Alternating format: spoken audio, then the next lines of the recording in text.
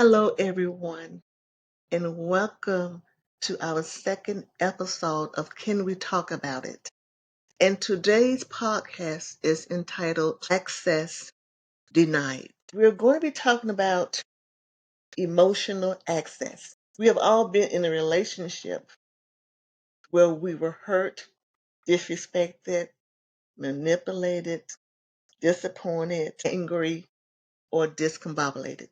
But do you know why we experience one or more of these emotions? Well, it's because we have given others the three main ingredients to use against us: trust, access, and control. The first element we give others is trust. Trust is hope or the expectation of another person. We expect or hope that the person we trust will do right by us and not take advantage of us, especially if we're in a vulnerable situation.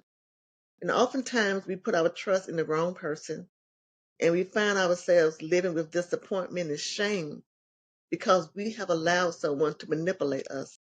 As older generation may say, we let somebody make a fool out of us. However, that brings us to the second element, which is access. When you trust someone, it's easy to give them access to your emotions without realizing it. We let them into our lives, but mainly our hearts. Access is a point of entry, whether physically or spiritually. You are allowing someone access to come into your personal or private space because you trust them. And once they have obtained access, now they have the third element, which is control. Control is defined as the power to influence or direct people's behavior or the course of events. This means that now you have given others your trust to access and control your emotions based on your relationship with that person, whether it be a physical or personal relationship. And that's true.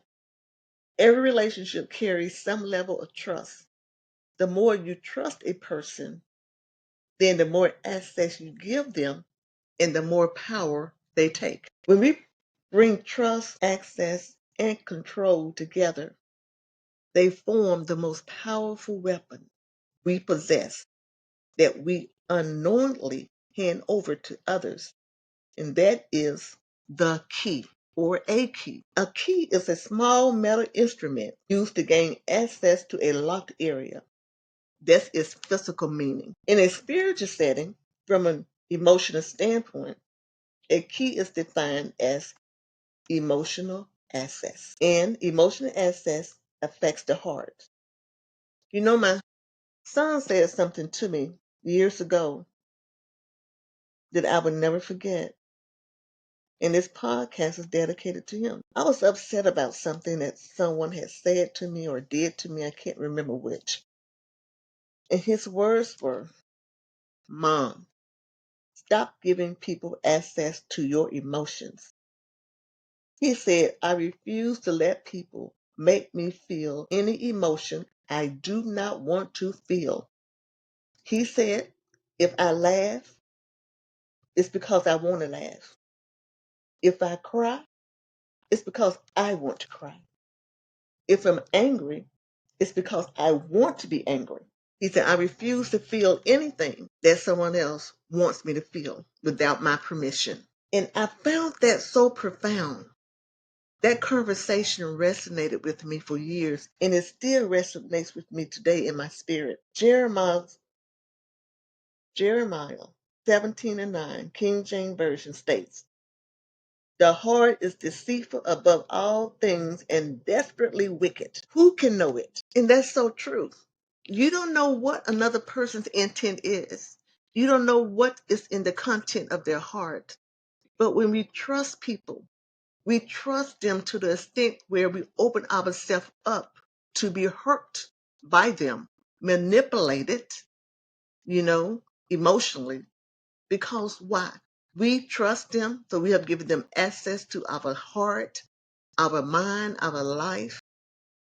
We have ultimately given them the key that they need to manipulate our emotions.